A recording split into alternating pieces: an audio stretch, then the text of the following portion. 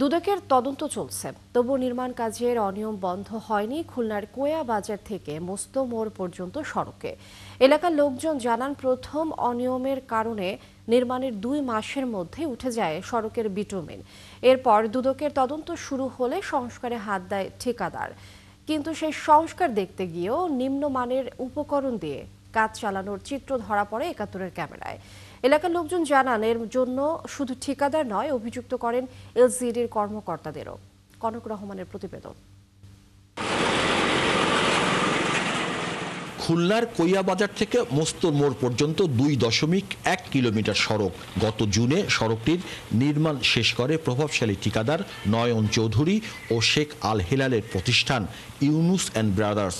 এর মোট ব্যয় ছিল 3,01,70,000 টাকা।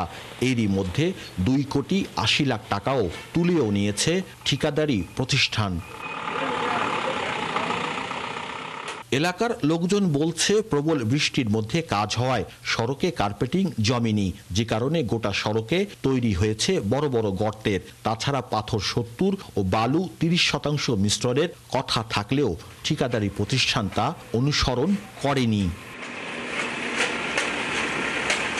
মানুষের আরও অভিযোগ, ঠিকাদারি প্রতিষ্ঠানকে সুবিধা দিতে ও সুবিধা পেতে এলজিইডির কর্তারা বৃষ্টির মৌসুমে সড়কে কার্পেটিং করিয়েছেন। এটা একবারে খারাপ কোয়ালিটি, নিম্নমানের, মানে এটা টেকবে না। এই রোডটা পুরো মহাসড়কের মতো, মানে গাড়ি চলাচল করে, বড় বড় যানবাহন চলাচল করে, অনেক সমস্যা। সম্প্রতি নিরপেক্ষ প্রকৌশলীদের নিয়ে সড়কটির দুর্নীতির তদন্তে নামে দুদক। দুদকের তদন্তে প্রাথমিকভাবে গোটা সড়ক নির্মাণে দুর্নীতির প্রমাণও মেলে। কাজ করে গেছে, মোটে 15 দিনের মধ্যে একটু বৃষ্টি হয়েছে, সব চাকার সাথে উঠে গেছে। এটা চরম আকারে একটা দুর্নীতি হয়েছে। এই রোডে 1 নম্বর ইট না দিয়ে 3 নম্বর ইট দিচ্ছে। তো দুর্নীতি করছে না ভাই, 10 লাখ টাকা দিয়ে 1 লাখ টাকা খরচ করছে। অভিযোগ রয়েছে, ইউনুস অ্যান্ড ব্রাদার্স এতটাই ক্ষমতাধর যে দুদক যখন সড়ক নির্মাণের তদন্ত করছে, তখন তদন্তকে ধামাচাপা দিতে তড়িঘড়ি করে আবার নিম্নমানের ইট ও অন্যান্য উপকরণ দিয়ে সড়ক সংস্কার শুরু করে। কোয়া বাজার থেকে একেবারে প্রায় 200 মিটার বলা যায় মোস্তর মোড়ের দিকে, সেখানে একেবারে চলাচলের অনুপযোগী। এটা আনডাউটেডলি চলাচলের অনুপযোগী।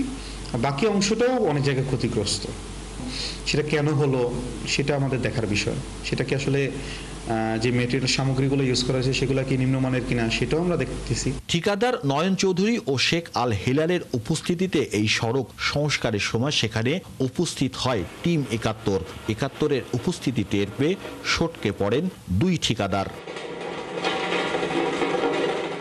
এদিকে সড়ক নির্মাণে নিম্নমানের সামগ্রী ব্যবহারের কোনো সন্তোষজনক জবাব দিতে পারেনি এলজিইডি কর্মকর্তারা। নিম্নমানের তো স্ট্যান্ডার্ড না, সেটা নিম্নমানের, এবং ফার্স্ট ক্লাসে আমাদের হচ্ছে অন্তত পক্ষে তারা ভালো ম্যাটেরিয়াল যদি এখানে আনতো তাহলে ভালো ম্যাটেরিয়াল তারা আনেন না। তারা ওই যে লসটা রিকভারি করার জন্য হয়তো বা এই মানে চূড়ান্ত সিদ্ধান্ত গ্রহণ করছে। আর দুদক জানিয়েছে, সড়কের কাজের বেশ কিছু নমুনা সংগ্রহ করে পরীক্ষাগারে পাঠানো হয়েছে। ফলাফল আসার পর কমিশনের মতামত চাওয়া হবে। কনক রহমান, ৭১, খুলনা। সড়ক নির্মাণে অনিয়মের খবরাখবর দর্শক আমরা জানবো। খুলনা থেকে যুক্ত হচ্ছেন সহকর্মী রাজু হালদার। রাজু, সড়ক নির্মাণের অনিয়ম যে বিষয়টি আমরা প্রতিবেদনে পড়লাম, সেটি আমাদেরকে একটু জানাবেন যে কি অবস্থা সেখানকার, এবং প্রশাসনের তরফ থেকে কোনো পদক্ষেপ নেওয়া হয়েছে কিনা, জড়িতদের বিরুদ্ধে কি ব্যবস্থা নেওয়া হচ্ছে, কিছু জানতে পেরেছেন কিনা? জি, ধন্যবাদ লিডিয়া। আমি দাঁড়িয়ে আছি কোয়া বাজার, যে রোডটা, যে কোয়া বাজার থেকে যে মোস্তর মোড়ের যে রোডটা, এই রোডের বর্তমান অবস্থা আপনি যে শেষ প্রশ্ন যেটা করেছেন সেটার প্রতি কোনো রকমের পদক্ষেপ এখানে নেওয়া হয়নি। দুদক এখানে এসেছিল তদন্ত করার জন্য, দুদককে উপেক্ষা করেই তারা তড়িঘড়ি করে রাস্তাটা নির্মাণ করেন, এবং সে রাস্তাটা সংস্কার করুক, এটা ভালো কথা, কিন্তু এত নিম্নমানের ইট, বালি, সিমেন্ট, মানে যা যা প্রয়োজনীয় জিনিস আছে সেই জিনিস এত নিম্নমানের হয় মানুষ কল্পনা করতে পারেনি।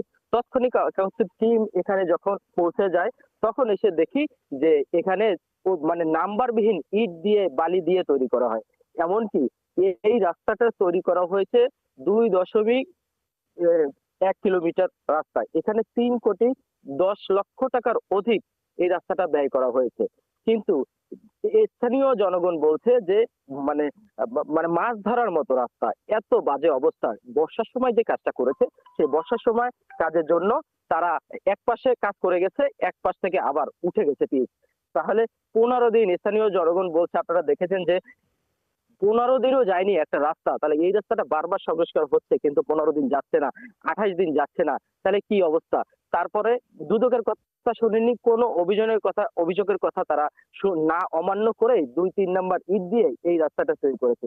এই রাস্তাটা তৈরি করেছে দুইটি মানে ঠিকাদার এবং একটি প্রতিষ্ঠান, সেটা হচ্ছে যে মানে নয়ন চৌধুরী ও শেখ হেলালের প্রতিষ্ঠান ইউনুস এন্ড ব্রাদার্স। এরা 2,70,00,000 টাকা তুললেও কিন্তু তারা এখন পর্যন্ত সেই সঠিক কাজ করেনি, তড়িঘড়ি করে কাজগুলো করেছে, যেটা খুবই নিম্নমানের কাজ।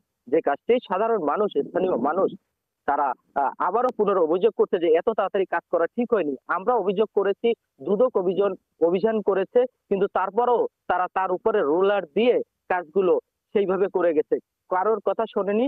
কোনো মানে এলজিইডির কাছে আমরা গিয়েছিলাম, এলজিইডি বলছে যে তারা যে সংস্কারের জন্য যে নাম্বারবিহীন ইটগুলি দিয়েছে তারা মানে উঠিয়ে ফেলেছে, কিন্তু আমরা তারপরে চলে আসছি, আসার পরে দেখি যে তারা উঠায়নি। এলজিইডি এবং এই ঠিকাদারি প্রতিষ্ঠান যে কাজগুলো করছে এগুলো আসলে ঠিক হচ্ছে না।